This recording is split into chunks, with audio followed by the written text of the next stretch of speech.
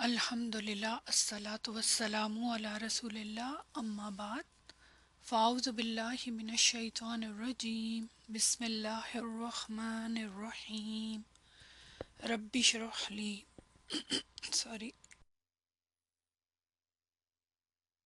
رب اشرح لی صدری ویسر لی امری واحلل عقدۃ من لسانی یفقہوا قولی رب زدنی علما اللہم فقہنا فی الدین آمین۔ السلام علیکم ورحمۃ اللہ وبرکاتہ۔ آج انشاءاللہ تعالی آپ کی سورۃ الملک کی کلاس نمبر 5 ہے۔ تو ابھی ہم جہاں تک پہنچے ہوئے وہیں سے شروع کرتے۔ لاسٹ کلاس میں جہاں ہم نے چھوڑا تھا نوٹس کو، وہ یہ والا ٹاپک تھا عربی معلیٰ کا، پیور عربک، یعنی قرآن پاک کس زبان میں، کون سی عربی میں نازل ہوا ہے۔ عربی میں تو نازل ہوا ہے، لیکن عربی کی کون سی ٹائپ۔ کسی بھی لینگویج کی مختلف انداز ہوتے ہیں، مختلف اسلوب ہوتے ہیں، سٹائل ہوتا ہے جس کو کہتے ہیں۔ بیسک لینگویج وہی ہوتی ہے، لیکن اس کو بولنے کے، اس کی سلینگ کے ڈفرینٹ ورژنز ہوتے ہیں۔ تو عربی بھی اسی طرح سے ہی ہے۔ تو عربی کون سی والی ہے، اس عربی کا کیا نام ہے، کون سے ٹائپ کی ہے جو پیور عربک ہے، اور وہ ہے عربی معلیٰ۔ اگر آپ کو یاد ہو، آپ نے سیرت سب نے پڑھی ہوئی ہے کہ آپ صلی اللہ علیہ وسلم کی جب پیدائش ہوئی تھی تو آپ کو اس کے بعد کہاں بھیج دیا گیا تھا؟ آپ کی نینی کے ساتھ، آپ کی جو جنہوں نے آپ کی بگننگ میں پرورش کی تھی، حضرت حلیمہ، حضرت حلیمہ کے ساتھ رورل ایریا میں، دیہاتی ایریا میں بھیج دیا گیا تھا۔ اور یہ صرف آپ کو نہیں، سارے اس زمانے میں یہ ایک ٹرینڈ تھا کہ بچوں کو پیدائش کے بعد وہاں بھیج دیا جاتا تھا دیہی علاقوں میں۔ اس کی کیا ریزن تھی، وجہ کیا تھی، کیا بتا سکتے ہیں کیوں ایسے کیا جاتا تھا؟ اتنے چھوٹے بچوں کو کیوں بھیجا جاتا تھا وہاں؟ To learn the pure language, اور بس خالی لینگویج کے لیے؟ جی، صرف لینگویج کے لیے نہیں، ہر لحاظ سے۔ یعنی آپ کو پتہ ہے کہ شہروں کی نسبت جو گاؤں ہوتے ہیں، جو وہ انوائرمنٹ ہوتا ہے وہاں کا، وہ ہیلدی ہوتا ہے ہر لحاظ سے۔ مثلا شہروں کے اندر، ویسے اس زمانے میں تو شہروں میں کوئی گاڑیاں اور ویسی چیزیں نہیں تھیں، اب تو بہت زیادہ پولوشن ہے ہر ٹائپ کی، ویدر کے لحاظ سے دیکھ لیں، اور یہ اب تو گاڑیاں اور ڈفرینٹ چیزیں ہیں، تو اس کی وجہ سے صحت، جسمانی صحت جو ہے اس پہ بھی اثر پڑتا ہے۔ اور ان علاقوں میں کھلی ہوا ہوتی ہے، فریش ایئر ہوتی ہے، آب و ہوا اچھی ہوتی ہے، تو اس لیے وہاں پہ زیادہ، اور خاص طور پہ جو بچے پیدا ہوتے ہیں ان کے لیے زیادہ اچھا ایٹماسفیئر ہوتا ہے، ہیلدی انوائرمنٹ۔ یہ تو تھا نا آب و ہوا یا ویدر یا اس ماحول سے۔ پھر اس کے بعد اور بھی لحاظ سے، مثلا لینگویج بھی، جو سٹیز ہیں ان کے اندر لینگویج کے اندر مختلف لینگویجز ایڈ ہو چکی ہوئی ہیں۔ آپ اردو میں دیکھ لیں، اردو ہی نہیں رہی، اس میں ہندی بھی ایڈ ہو چکی ہے، انگلش بھی ایڈ ہو چکی ہے، مختلف کلمات اس میں ہم بول رہے ہوتے ہیں نا۔ بول ہم اردو رہے ہوتے ہیں، لیکن ساتھ ساتھ کتنی زبانیں بول رہے ہوتے ہیں۔ اور یہ انٹرسٹنگ پوائنٹ ہے کہ اردو لینگویج، خاص طور پہ میں اردو کی بات کر رہی ہوں، کہ وہ ہے تو اس کو اردو کہتے ہیں، لیکن اس میں تقریباً کتنے پرسنٹ عربک کے لفظ ہیں؟ کتنے ہیں عربی کے پرسنٹیج؟ تقریباً 70 سے 80% کہا جاتا ہے، ایون اس سے بھی زیادہ۔ اور آپ لوگ جو ماشاءاللہ عربی لینگویج پڑھ چکے ہیں، اور وہ تو بہت اچھی طرح جانتے ہوں گے کہ جتنے بھی مصدر ہیں عربی زبان کے، وہ سارے ہم اردو میں استعمال کرتے ہیں۔ وہ تو اس کے اندر ایڈ ہے، لیکن اس کے علاوہ بھی مختلف۔ لیکن جو دیہات ہوتے ہیں وہاں پہ بہت پیور لینگویج بولی جاتی ہے جو اس علاقے کی ہوتی ہے۔ اور اس کے علاوہ پھر اور خرافات جو شہروں میں ہوتی ہیں ان سے بھی بچے بچ جاتے ہیں۔ عام طور پہ جو ہوتا ہے، نوائزز ہوتی ہیں، شور ہوتا ہے، بہت ساری اور چیزیں ہوتی ہیں۔ تو اس وقت یہ ایک ٹریڈیشن تھا، رواج تھا کہ اس وجہ سے بھیجا جاتا تھا، تو آپ صلی اللہ علیہ وسلم کو بھی بھیجا گیا۔ لیکن ان کے تو پھر معجزات آپ کو پتہ ہی ہیں کہ حضرت علیمہ کی جو وہ پونی تھا وہ بہت ویک تھا، اور پھر جب آپ کو وہ لے کر گئیں تو ان کی لائف بدل کے رہ گئی، اور پھر وہاں پہ کیا کیا ہوا سیرت پڑھیں گے تو آپ کو سارا پتہ چل جائے گا۔ تو وہاں اللہ تعالیٰ نے کیسے آپ کی پرورش کروائی ان کے تھرو نا۔ تو اب ان علاقوں کی جو عربی تھی یعنی لینگویج تھی وہ بھی پیور ہوتی ہے، تو لیکن جو خاص طور پہ قرآن میں عربی اللہ تعالیٰ نے نازل کی وہ دور جاہلیت کی عربی تھی، اور خاص طور پہ قبیلہ قریش کے لوگ بولتے تھے، کیونکہ آپ کی طرف ہی قرآن آنا تھا، تو اس علاقے کے سارے لوگ جو عربی بولتے تھے یہ وہ عربی تھی نا۔ تو پھر اس کے بعد اللہ تعالیٰ نے اس کے اندر ظاہر ہے جو وہ بولتے تھے وہ تو اپنی عام لینگویج کے اعتبار سے بولتے تھے، ادب کے لحاظ سے شعر و شاعری میں، لیکن جب قرآن کے اندر اس کو نازل کیا تو پھر اس میں مزید کہتے ہیں نا اپنی طرف سے اور خوبصورت معجزات ڈالے، اور بلاغت، گہرائی اور فصاحت۔ آج اس کی میں انشاءاللہ آپ کو ایکسپلینیشن دوں گی نا۔ تو لیکن اصل کے اعتبار سے یہ وہی زبان ہے جو آپ صلی اللہ علیہ وسلم بولتے تھے، جو اس زمانے میں پھر اہل مکہ کی زبان تھی، کیونکہ قریش ایک سویلائزڈ قبیلہ تھا نا، مختلف قبیلے تھے لیکن اس وقت کے زبان کے اعتبار سے، تو پھر اس لیے اللہ تعالیٰ نے قرآن میں بھی اس کے بارے میں بہت دفعہ فرمایا ہے، اور خاص طور پہ یہ جملہ ہمیشہ یاد رکھے۔ تو ہم نے آسان کر دیا ہے اس قرآن کو آپ صلی اللہ علیہ وسلم کی زبان میں۔ اب اکثر ہم سسٹرز آتی ہیں ان کو یہی مسئلہ ہوتا ہے، مجھے عربی سیکھنا بہت مشکل لگتا ہے، عربی کی گرامر سب سے مشکل مجھے وہ لگتی ہے۔ تو ہمیشہ یاد رکھے، ادھر بھی جو بیٹھی ہوئی ہیں ان کو میں بتا دوں، یہ جو جملہ ہے نا اللہ تعالیٰ کا قرآن میں، یہ جو اللہ تعالیٰ نے کہا ہے یہ اللہ نے کہا ہے نا، تو جب اللہ تعالیٰ نے کہا ہے تو اس میں حقیقت ہے کہ مشکل نہیں ہے۔ ہم چیزوں کو اگر مشکل بنا لیں اپنے طریقے اختیار کر کے تو وہ الگ بات ہے، جو اللہ تعالیٰ نے سکھایا ہے اس طریقے سے پڑھنا ہے۔ میں دوسری کلاس میں یہ بات بتا رہی تھی کہ آپ کو پتہ ہے کہ ہم تو مسلمان ہیں، ہمارا تو عربی سے تعلق ہوتا ہی ہوتا ہے، چاہے ہمیں اس کے رولز آتے ہوں یا نہ آتے ہوں۔ کیوں؟ کیونکہ جب ہم بچہ نماز پڑھنا شروع کرتے ہیں ان پہ فرض ہوتی ہے، یا اس سے پہلے قرآن پڑھتے ہیں عربی میں ہی پڑھتے ہیں نا، وہی سیکھتے ہیں نا تجوید کے رول اور سارا کچھ، تو ہم تو اس سے بہت شروع سے ہی بالکل بچپن سے ہی ہمارا تعلق جڑ جاتا ہے۔ لیکن سوچیں جو نان مسلمز ہیں ان کا تو تعلق نہیں ہوتا نا، ان کی تو زبان ہی نہیں ہے، بالکل الگ چیز ہے انگلش اور عربی۔ لیکن آپ کو یہ بات پتہ ہوگی کہ جو لوگ نان مسلمز ہیں وہ بھی تو عربی سیکھتے ہیں نا، اس لیے نہیں کہ قرآن پڑھیں، کیوں سیکھتے ہیں؟ اس کی کئی ریزنز ہوتی ہیں۔ ایک ریزن یہ ہوتی ہے کہ کئی لوگوں کو لینگویجز لرن کرنے کا شوق ہوتا ہے، تو وہ لینگویج کی وجہ سے اس کو شوق ہے چلیں جی عربی لینگویج سیکھیں، کوئی کہتا ہے فرینچ سیکھنی ہے، مختلف لینگویجز لوگ سیکھتے ہیں، تو عربی بھی سیکھتے ہیں۔ تو جب وہ عربک سیکھتے ہیں نا تو موسٹلی جہاں بھی اچھے والے انسٹیٹیوٹس ہوتے ہیں جہاں سے وہ سیکھتے ہیں وہاں پہ عربی سکھانے کی ایز اے بک قرآن استعمال ہوتا ہے، قرآن کا مصحف استعمال ہوتا ہے۔ شاید آپ کو یہ بات پتہ ہوگی، جیسے آپ لوگوں نے سلیبس میں مدینہ بکس پڑھی ہیں، یا اب میں جو کروا رہی ہوں کورس جس میں قرآنی عربی کی جو بک بنا رہی ہوں وہ کروا رہی ہوں، وہ سلیبس ہے نا، تو ایز اے سلیبس قرآن استعمال ہوتا ہے۔ ہم قرآن کیوں پڑھتے ہیں؟ رہنمائی کے لیے، رہنمائی کے لیے پڑھتے ہیں نا ہم تو لیکن وہ لوگ کیوں پڑھتے ہیں؟ ایز اے سلیبس لینگویج سیکھنے کے لیے، کیونکہ یہ جب بھی آپ نے لینگویج سیکھنی ہے تو کوئی بیسٹ بکس چاہیے ہوتی ہے نا، تو یہ سب سے بیسٹ ہے لینگویج سیکھنے کے لیے عربی زبان۔ اگر ایک نان مسلم زبان سیکھنے کے لیے عربی سیکھ سکتا ہے اور اس سے رول سمجھ سکتا ہے تو پھر ہم لوگ کیوں نہیں سیکھ سکتے، جو کہ جن کی تو پتہ ہے کہ یہ زبان اللہ کی، ہمیں تو بلیو ہے، اس کے اوپر ہمارا جو اعتقاد ہے وہ بالکل ڈیفرنٹ ہے نا، تو ہمارے لیے مشکل نہیں ہے اس کو سیکھنا۔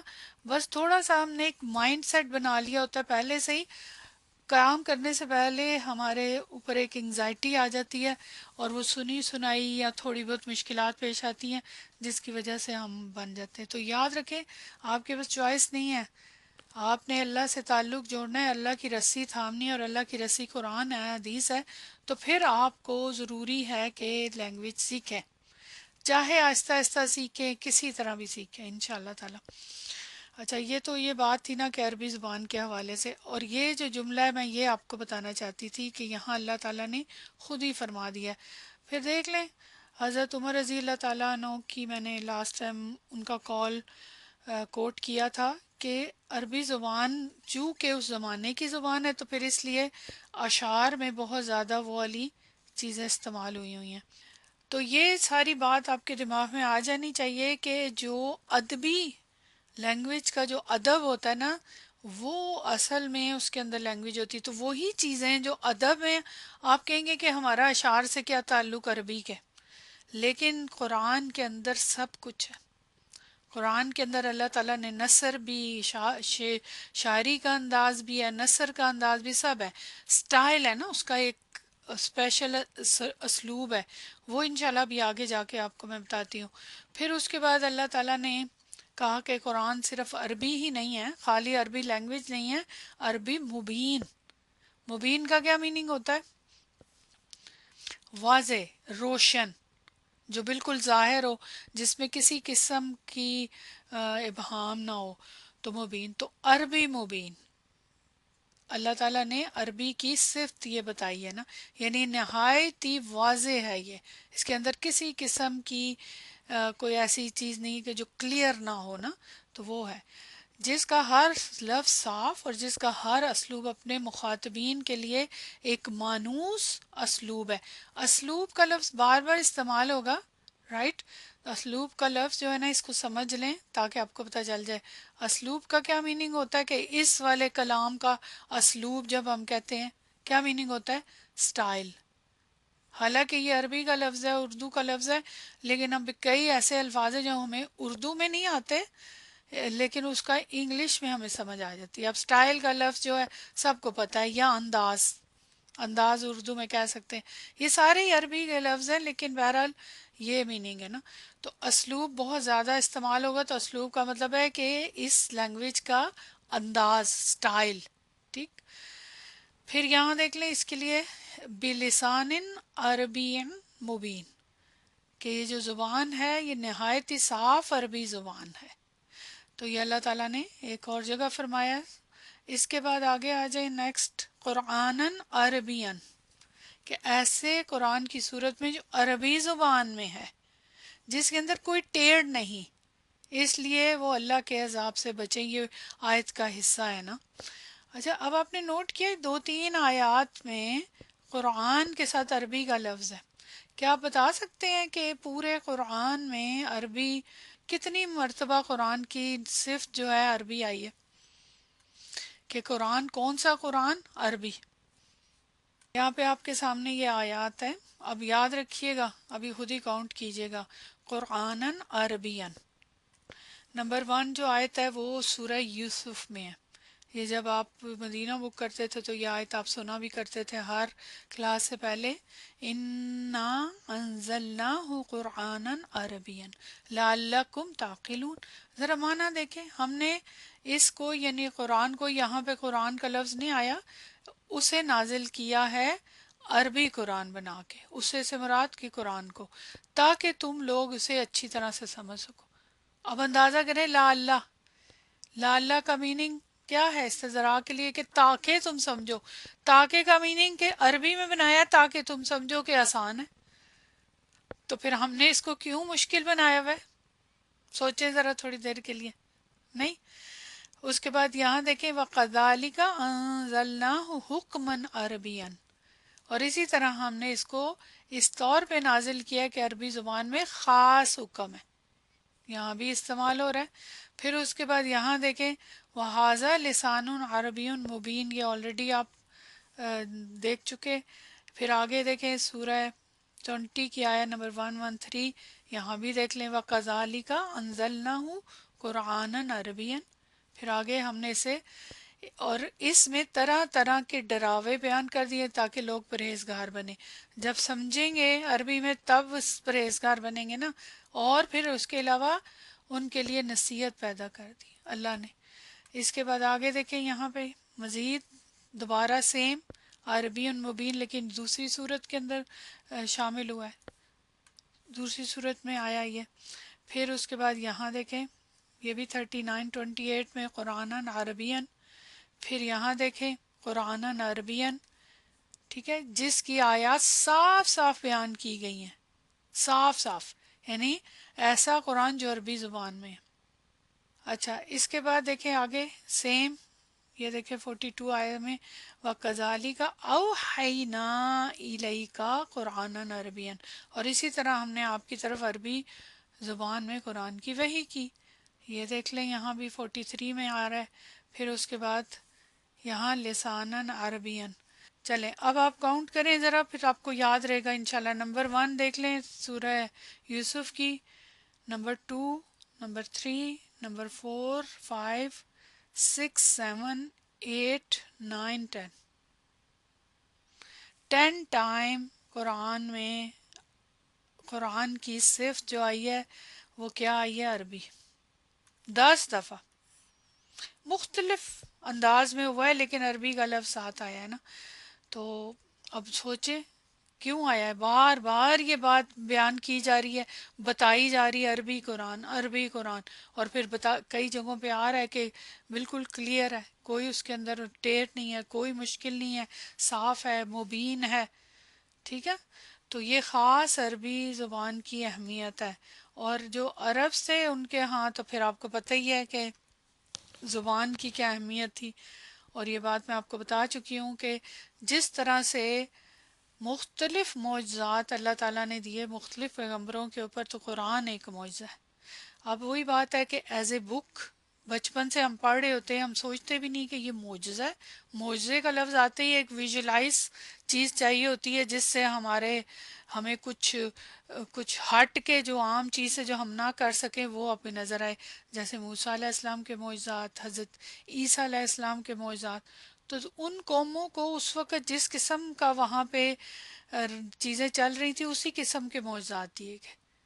ٹھیک ہے، اور یہ جو قوم تھی جس کے اوپر آخری کتاب نازل ہونی تھی، ان کا معجزہ زبان کا معجزہ تھا. قرآن سے پہلے یہ زبان جو ان کی تھی، آپ نے تھوڑا بہت اگر پڑھا ہوا ہے ان کے بارے میں، عربس کے بارے میں جاہلیت کے زمانے کی، تو آپ کو پتہ ہے کہ ان کے ہاں تو شعر و شاعری کے مقابلے اور سب. اور پھر ایک ہی چیز کے لیے کتنے نام، چاند کی مختلف پوزیشن اور مختلف حالات کے اعتبار سے میرا خیال ہے 10 11 کتنے نام ہیں. اونٹ کے کتنے نام ہیں، ایک ہی. ہم تو اونٹ اونٹ ہی جانتے ہیں نا، کیمل کیمل، زیادہ سے زیادہ شی کیمل ہوگا. لیکن ان کے ہاں ہر ایک چیز کے ایک سے زیادہ کئی نام ہوتے جو اسی معنی میں استعمال ہو رہے ہوتے. تو انشاءاللہ یہ اب آپ جب پڑھیں گے نا ایک ایک لفظ تو میں آپ کو وہاں پہ بتاؤں گی نا. بالکل سوٹ تلوار کے کئی نام ہیں، مختلف ٹائپ کی تلواروں کے حساب سے، ان کے استعمال کے حساب سے، ہر چیز کے بہت زیادہ. انشاءاللہ اس کے اوپر ہم بہت ڈیٹیل میں جائیں گے سورہ ملک کے اندر ہی. چلیں تو بہرحال پوائنٹ یہ ہے کہ یہ زبان بہت سمندر ہے اور یہ بہت انٹرسٹنگ بھی ہے. ہمیں اور انٹرسٹ کی ضرورت نہیں ہے، ہمیں تو قرآن سمجھنا ہے، ہمیں تو حدیث سمجھنی ہے، ان ورڈز کو سمجھنا ہے. اچھا اب اس کے بعد اس کے حوالے سے یہ جو زبان ہے یہ نادر اسلوب یعنی ریئر سٹائل. آپ کو پتہ ہے دنیا میں کتنی کتابیں لوگ لکھتے ہیں اور بڑی اچھی اچھی کتابیں ہوتی ہیں، بہت ان کی سیلنگ ہوتی ہے، اور کئی بکس ایسی ہوتی ہیں جو بار بار لوگ پڑھتے ہیں. ایسے ہی ہوتا ہے نا، ہم بھی پڑھتے آئے ہیں اگر جب آپ پڑھا کرتے تھے. لیکن جو سٹائل قرآن کی عربی کا ہے، جو اس کا وہ بالکل منفرد ہے. اور اس کے لیے ہمیں سوچنے کی ضرورت ہی نہیں، کیونکہ کس کا کلام ہے یہ؟ اللہ تعالیٰ کا. تو اللہ تعالیٰ کی شان اللہ تعالیٰ کی ذات کے مطابق ہی اس کا کلام ہے. ٹھیک ہے، تو تیسری چیز یہ ہے کہ قرآن کا اسلوب یعنی سٹائل، انداز ایک منفرد اسلوب ہے. اس میں نثر کی سادگی، ربط اور تسلسل، یعنی جو ایک کنیکشن ہوتا ہے نا آپس میں بالکل یونیک سٹائل ہے، اس کے اندر سمپلسٹی ہے، اور جو کنیکشن ہے آپس میں، اور اس کے بعد تسلسل ہے، بیچ میں رکاوٹ نہیں ہے، پوز نہیں ہے. لیکن اسے نثر نہیں کہا جاتا، یعنی ہم نثر نہیں اس کو کہیں گے. یہ نظم کی موسیقی اپنے اندر لیے ہوئے ہے. آپ کو پتا ہے اس کے اندر ایک موسیقی ہے، لیکن اس کو نظم بھی نہیں کہیں گے، شاعری بھی نہیں کہیں گے. اسی لیے تو آپ صلی اللہ علیہ وسلم کو وہ شاعر کہتے تھے نا، کیونکہ ان کو یہ شاعری لگتی تھی، کیونکہ شعر و شاعری میں ان کے مقابلے ہوتے تھے. یہ اس طرح کی کوئی کتاب نہیں ہے. یعنی ہم اس کو اسپیسیفکلی نہ تو سائنس کی بک کہہ سکتے ہیں، نہ نثر کی بک کہیں گے، نہ شاعری کی بک کہیں گے، نہ موسیقی کی، یعنی جو بھی ڈفرینٹ موضوعات ہیں اس کی بک نہیں کہہ سکتے. لیکن ساری چیزیں اس میں ہیں. امیزنگ، ورنہ اس طرح ہوتا نہیں ہے نا. یعنی جس بھی ٹاپک کی بک ہے اسی ٹاپک پہ بات ہوتی ہے، یا چلیں ایک سے زیادہ ٹاپک ہو گئے یا چیپٹرز ہوں گے. اس میں اس طرح نہیں ہے کہ چیپٹرز میں ہو کہ ایک میں سائنس کا چیپٹر ہے، ایک میں اس کا چیپٹر ہے. تو اس کا انداز ہی ڈفرینٹ ہے. جس طرح کی کتابوں سے ہم واقف ہیں، جن میں ابواب قائم کر کے کسی ایک موضوع یا موضوعات پہ بحث کی جاتی ہے، اہل عرب اسے کبھی اس کو شاعری کہتے، کبھی کاہنوں کی سجع. کاہن جو ہوتے ہیں نا، آپ کو پتا ہے کاہن کس کو کہتے ہیں نا، جو بھی جادو ٹونا یا جو کرتے کاہن اس کو بولتے. ان کا جو لینگویج ہوتی ہے نا، وہ جس طرح سے اس میں لکھتے ہیں، خاص قسم کا ان کا لکھنے کا انداز، تو وہ بھی نہیں ہے. کیونکہ یہ اس کے بارے میں تھا نا کہ یہ جو بھی سنے گا اس کے اوپر بہت اثر ہوتا تھا. وہ تو یہی کہتے تھے کہ جادو ہو جاتا ہے. آپ کو پتا ہے کہ بہت سارے ایسے صحابی ہیں جو بعد میں مطلب مسلمان ہوئے، وہ کانوں میں انگلیاں دے کے آتے تھے. اور حضرت عمر رضی اللہ تعالیٰ عنہ، وہ کہتے تھے کہ یہ مطلب وہ لوگ اس زمانے میں وہ سمجھتے تھے کہ یہ ہم نے سنا تو جادو ہو جائے گا. آپس میں ڈسکشن کرتے تھے کہ یہ کوئی کاہنوں کی نعوذ باللہ زبان ہے. لیکن ان کا یہ تردد ہی واضح کر دیتا ہے کہ وہ خود بھی اپنی بات سے مطمئن. تردد کا مطلب کہ یہ جو مختلف رائے تھی، کبھی کہتے تھے شاعر کی شاعری ہے، کبھی کہتے تھے کہ کسی آپ کے ساتھ کوئی شیطان ہے اس کی زبان ہے، کبھی کچھ کہتے ہیں یا آپ نے خود گاڑ لیا ہے. تو یہ ڈفرینٹ ان کی وہ تھی نا، یوں کہنا چاہیے رائے. تو اسی سے پتہ چلتا ہے کہ وہ ان کو پوری طرح سے اندازہ ہی نہیں تھا کہ کیا ہے، انہیں سمجھ ہی نہیں آ رہی تھی. وہ مطمئن نہیں تھے ایک چیز کے اوپر، نہیں، کیونکہ تھا ہی نہیں یہ انسان کا کلام، تو وہ کیسے مطمئن ہوتے. تو وہ بالکل وہ ہو چکے تھے پریشان کہ یہ کیا ہے نا. حقیقت یہ ہے کہ اپنے سٹائل کے لحاظ سے، اسلوب کے لحاظ سے قرآن ایک بالکل منفرد کتاب ہے، یونیک. اس میں دریاؤں کی روانی ہے، سمندروں کا زور ہے. اب ذرا یہ فیل کریں یہ ورڈنگ کو، یہ ہے. جب آپ جملے پڑھیں گے آپ سوچیں گے کہ ایسے ہی فیلنگ آپ کی ہوگی جیسے دریا ایسے روانی سے چلتا ہے نا سموتھلی، یا پھر سمندر کے اندر ٹائڈز آئی ہوتی ہیں، زور ہوتا ہے اس کا. مثالیں ہیں، بہت اگزامپلز ہیں، قصے ہیں، بہت سارے مختلف اقوام کے کلام میں اپنے مرکز کی طرف بار بار رجوع ہے. یہ خاص بات ہے. اب مرکز کیا ہے، جو مین ایم ہے، اس کی طرف مقصد ہے، اس کی طرف وہ کیا ہے، وہ انشاءاللہ جب ہم پڑھیں گے تو میں آپ کو بتاؤں گی. تحدید اور زجر. تحدید کا مطلب ہوتا ہے ڈرانا، خوف زدہ کرنا، مثلاً وارن کرنا، ٹھیک ہے. اور اس کے بعد زجر کا مطلب یہ ڈانٹ ڈپٹ کرنا. عتاب کا مطلب ہے کہ سزا دینا مختلف قسم کی. کہ اسالیب سٹائل ہیں، وہ ورڈز بتاتے ہیں. یعنی کئی دفعہ ایسے ہوتا ہے کہ وہ لفظ کے اندر وہ بات نہیں ہوتی ہے، معنی نہیں ہوتا ہے. مثلاً ابھی آپ نے کل ہی کی سورہ بقرہ کی کلاس میں پڑھا ہے نا، جو آپ پڑھ رہے تھے آیا نمبر 61 میں، جب انہوں نے کہا تھا کہ جی ماشاءاللہ، جب بنی اسرائیل نے زمین کی پیداوار مانگی تھی کہ ہمیں ساگ تو کھیرا تو دالیں چاہیے، تو حضرت موسیٰ علیہ السلام نے کیا کہا تھا آگے سے، اتستبدلون، کہ تم تبدیل کرنا چاہتے ہو ادنا کو خیر سے، یعنی جو بہتر ہے من و سلوہ سے زمین کی پیداوار کو چینج کرنا چاہتے ہو.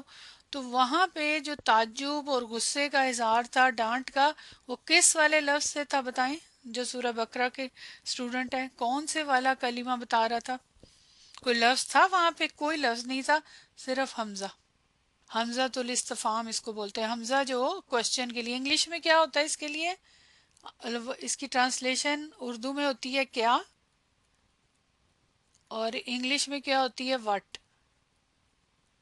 عام جو اس کی بیسک ٹرانسلیشن ہے نا، کیا، کیا کا میننگ، رائٹ. یہ اب انگلش میں یا اردو میں کیا تم تبدیل کرنا چاہتے ہو، وہ تو ایک طرح سے سوال فیل ہو رہا ہے نا، کہ کوشچن کر رہے ہیں حضرت موسیٰ علیہ السلام قوم سے، لیکن حقیقت میں یہ کوشچن نہیں ہے. یہاں پہ اس کا معنی کیا ہے؟ کیا نہیں ہے. اس کا کیا معنی ہے بتائیں؟ تعجب، حیرت کا اظہار. اس کے اندر تعجب کا اظہار ہے، حیرت کا اظہار ہے، اور ساتھ توبیخ یعنی ڈانٹ ہے. توبیخ عربی میں بولتے ہیں ڈانٹ کو نا، یا یہ زجر بھی کہہ سکتے ہیں، زجر بھی ڈانٹ ہی ہوتی ہے نا، ڈانٹ کا انداز میں. تو یہ معنی صرف حمزہ سے آ رہا ہے. اب ایک عام بندہ جس کو نہیں پتا، جس کو اتنا پتا ہے کہ یہ حمزہ ہے، حمزہ الاستفہام یعنی سوال کرنے کا حمزہ کیا کے میننگ میں، اس کو کیسے سمجھ آئے گی کہ یہاں حضرت موسیٰ علیہ السلام کیسے یہ بات کر رہے ہیں. ابھی آگے جا کے بلاغہ میں نے آپ کو بتانی ہے، پھر وہاں پہ اس کے ساتھ میں ریلیٹ کروں گی اس بات کو. تو یہ اصل میں بات ہے کہ ایک حمزہ، حالانکہ ڈرانے کے لیے، خبردار کرنے کے لیے اور بہت سارے الفاظ ہیں، بہت سارے اصل الفاظ ہیں جن کا معنی ہی ڈرانا ہے. فیئر کے لیے آپ کو پتہ ہے آپ نے کتنے ورڈز پڑھے ڈر کے لیے. تو اس طرح سے اس کا یہ خاص بات یہ ہے نا. اچھا، پھر اس کے علاوہ افسوس ہے، حسرت ہے. یا لیتنی، لیتا آپ کو پتا ہے بہت آپ پڑھتے ہیں، لیتا کس کے لیے؟ افسوس کے لیے نا. کاش کہ یہ ہوتا، کاش کہ میں واپس دنیا میں جا سکتا، کاش میں جا کے نیکیاں کرتا. تو یہ حسرت ہے، افسوس ہے. حسرت ہے، شدت یقین ہے، یقین کی شدت. اجتناب، اجتناب کا کیا میننگ ہوتا ہے؟ اوائڈ کرنا، ٹھیک ہے نا، کہ مختلف صورتیں اوائڈ کرنے کی، مختلف صورتیں. کس کی، کون اوائڈ کر رہا ہے، کس طرح کر رہا ہے، وہ بھی ہے. علامات کے مختلف انداز ہیں، یعنی سائنس. اس میں محبت اور التفات کی کیفیت. تو محبت کا لفظ آپ سمجھ گئے.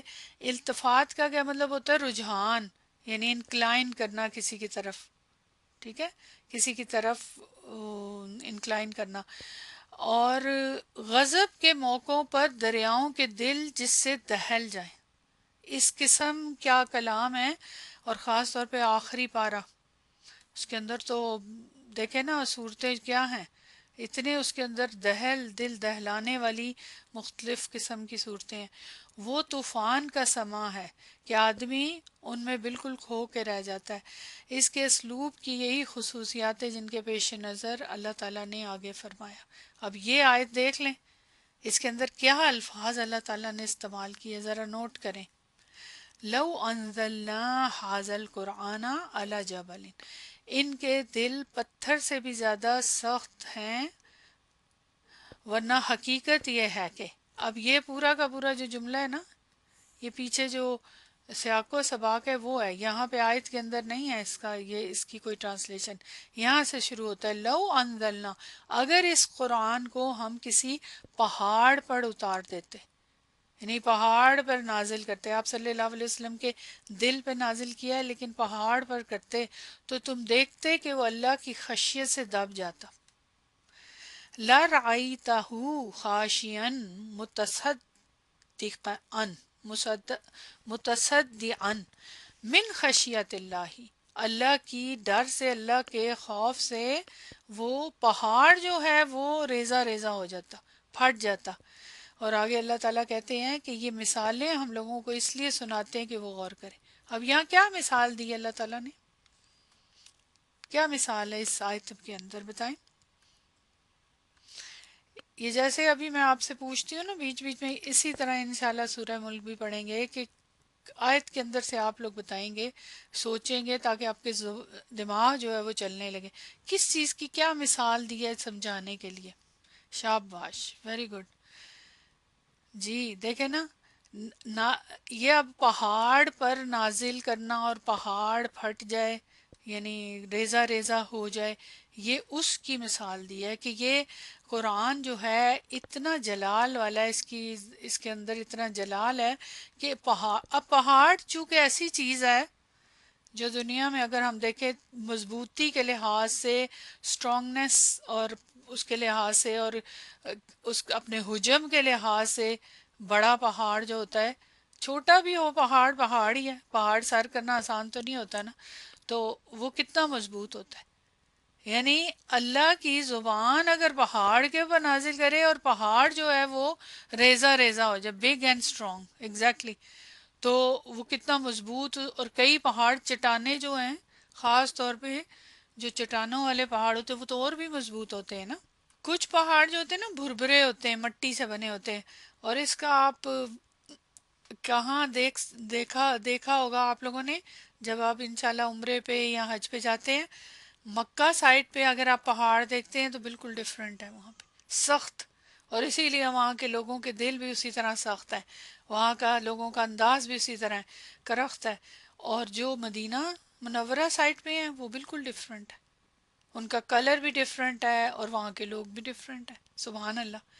تو یہاں پہ اللہ سبحانہ و تعالیٰ نے یہ اگزامپل دی ہے، مثال، اور آگے خود کہا ہے کہ ہم یہ مثال لیں لوگوں کو اس لیے سناتے کہ غور کریں. اب اس میں دیکھیں نا، اس آیت کے اندر ہی غور کرنے کی بات ہے. یہ جو ہم نے ڈسکشن کی ہے کہ پہاڑ سے کیوں اس کو مثال دی ہے، تشبیہ دی ہے، کیوں؟ کیونکہ ظاہر ہے پہاڑ مضبوط ہوتا ہے، سخت ہوتا ہے.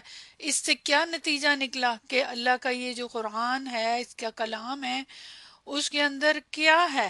اسی سے اندازہ ہو رہا ہے کہ وہ کلام اگر پہاڑ پہ اترے ہو، وہ کوئی فزیکل حالت میں تو نہیں ہوگا نا کلام. تو اس سے اچھا اب آپ ایک اور بات بتائیں مجھے کہ اس سے کیا سمجھ آئی کہ اس کلام میں، قرآن کے کلام میں کیا ہے؟ یہ کیوں اس پہ اثر ہوگا؟ کیوں یہ ریزہ ریزہ ہو جائے گا پہاڑ؟ وجہ کیا ہے؟ بتائیے. کیا چیز ہے جس کی وجہ سے کیوں ریزہ ریزہ ہو جائے گا؟ کیسے ہو جائے گا؟ ماشاء اللہ. اس کی ایک اثر ہوتا ہے، اس کی ایک تاثیر ہے، کلمات کی تاثیر ہے. اگر آپ دیکھیں کسی انسان کو ہم اگر کے ساتھ بات کرتے ہیں، اگر ہم غصے سے برے الفاظ کے ساتھ بات کرتے ہیں، یا پھر ہم پیار سے اچھے الفاظ کے ساتھ بات کرتے ہیں، دونوں کی تاثیر ہوتی ہے نا، ہوتی ہے نا، فرق پڑتا ہے نا. جس سے ہم کلام کریں، جو آگے مخاطب ہے، اگر اس کے ساتھ برے الفاظ، اس کو گالی گلوچ کوئی کر رہا ہے، یا ڈانٹ رہا ہے، یا اونچی آواز میں بات کر رہا ہے، جس سٹائل میں ورڈنگ بھی اچھی نہیں ہے، تو اس کا کتنا زیادہ اثر ہوتا ہے اگلے کی شخصیت. بچے کے ساتھ کر رہے ہیں، وہ ڈر جائے گا، خوف زدہ ہو جائے گا، آگے سے ریئیکٹ کرے گا. اور اسی طرح اگر پیار سے کرتے ہیں تو بالکل ڈیفرنٹ ری ایکشن ہوتا ہے. دعویٰ کرنے والوں کے لیے تو بہت ضروری ہے. آپ صلی اللہ علیہ وسلم کا انداز ہمارے سامنے ہے، اور اسی طرح حضرت عمر رضی اللہ تعالیٰ عنہ کا بھی انداز ہمارے سامنے ہے. تو زبان کا، آپ الفاظ کا گہرا اثر ہوتا ہے. عام انسانوں کے الفاظ کا اثر ہوتا ہے اس سے. سم ٹائم آپ کہتے ہیں نا کہ اس نے ایسی بات کی میں پانی پانی ہو گئی، میں اتنی شرمندہ ہوئی، میرا دل کر رہا تھا زمین کھلے اور میں اس میں دھنس جاؤں. یہ جملے سنے ہوئے نا آپ نے، ایسے جملے ہم بولتے ہیں نا. تو وہ باتوں کے اندر الفاظ، انداز، ہر چیز جو ہے وہ اثر ہوتی ہے. اسی لیے تو دیکھیں مختلف احکامات ہیں کہ عورتوں کو کہا گیا کہ آدمیوں کے ساتھ نرم آواز میں بات نہ کریں، حکم ہے نا، کیونکہ اس کا اثر ہوتا ہے، غلط فہمی ہو سکتی ہے، غلط اس سے چیز ہوتی ہے. تو دل پہ، انسان کے ذہن پہ بات وہ ہے جو دل سے نکلے اور دل پر اثر کرے. ایگزیکٹلی. تو وہ چاہے اچھی ہے یا بری بات ہے، یہ انسان کے کلام کی بات کر رہی ہوں میں، عام بندوں کے. تو پھر اللہ تعالیٰ کا کلام، اللہ تعالیٰ کا کلام اندازہ کریں. تو اللہ تعالیٰ کے کلام، اب اللہ تعالیٰ کا اگر ہم قرآن پڑھتے ہیں، یہی آیت ہزاروں دفعہ پڑھی ہوگی، اسی طرح کئی اور آیتیں پڑھتے جاتے ہیں، پتہ ہی نہیں چلتا کیا پڑھ رہے ہیں. حفظ بھی کیے ہوئے جو ہوتا ہے پورا پورا قرآن دل پہ حفظ کیا ہوا ہے، پڑھتے جاتے ہیں، وہ اثر ہی نہیں ہوتا جو ہونا چاہیے، کیونکہ اس کا پتہ ہی نہیں چلتا کہاں پہ اللہ تعالیٰ نے کون سی مثال دی ہے، کہاں کیا سمجھایا ہے، کہاں غصہ کیا ہے، کہاں کسی نے، جس کا بھی وہ جملہ اللہ تعالیٰ نے کوٹ کیا ہے، چاہے جہنم والوں کا کیا ہے، جنت والوں کو کیا ہے، اس نے کس انداز میں کیا بات کی پتہ ہی نہیں چلتا. کیوں؟ کیونکہ اس کا معنی نہیں آتا نا ہمیں. اور معنی اگر آ بھی جائے تو بھی اس کا اثر نہیں ہوتا اتنا جتنا عربی میں ہوتا ہے. ٹھیک ہے. اب یہ خشیت کا کیا میننگ ہے بتائیں؟ خشیت کا کیا میننگ ہے؟ ادھر تو انہوں نے خشیت ہی کر دیا ہوا ہے. خشیت لفظ کا اردو میں کیا میننگ ہے بتائیں؟ خوف، ڈرنا، فیئر، ڈر، یہی ہے نا. زیادہ سے زیادہ خوف یا ڈر، اردو میں یہی ورڈ ہے، انگلش میں فیئر کہہ لیں. لیکن عربی میں خشیت کا میننگ ڈر تو ہے، لیکن کس قسم کا ڈر؟ یہ آپ لوگوں نے پڑھا ہوا ہے نا، کتنے میں نے ڈر کے لیے بتائے تھے. جی ماشاءاللہ، کسی کی عظمت کی وجہ سے جو ایک ڈر پیدا ہوتا ہے نا، کسی کی بڑائی کی وجہ سے، عظمت کی وجہ سے اس کو خشیت، اور اس سے پھر آپ کے اندر عاجزی، آپ جھک جاتے ہیں. یہ وہ والا ڈر ہے، ڈر کی جو ایک قسم ہے نا، تو جلال کی وجہ سے. تو اب یہاں پہ دیکھیں اللہ کی خشیت، یعنی اللہ کی ذات کی عظمت، اللہ کی ذات کی کا پتہ ہے، اس کی شان کا، اس کی ذات سے تعلق ہے، تو پھر ہی خشیت آئے گی نا. تو پہاڑوں کو تو پتہ ہے نا، پہاڑ تو ہم سے زیادہ عربی بھی جانتے ہیں اور اللہ کو بھی زیادہ جانتے ہیں، اللہ کی مخلوق ہے. ان کی اپنی ایک تسبیح ہے، ان کا اپنا ایک عبادات ہے، جو بھی ہیں اللہ جانتا ہے. ہمارے لیے تو وہ پتھر ہے. ہم اللہ تعالیٰ تشبیہ دیتے ہیں دلوں کو پتھروں سے بھی نا. تو یہاں دیکھیں ان کے دل پتھروں سے بھی زیادہ سخت ہے. یہ دیکھ لیں، پتھروں سے بھی زیادہ سخت ہے.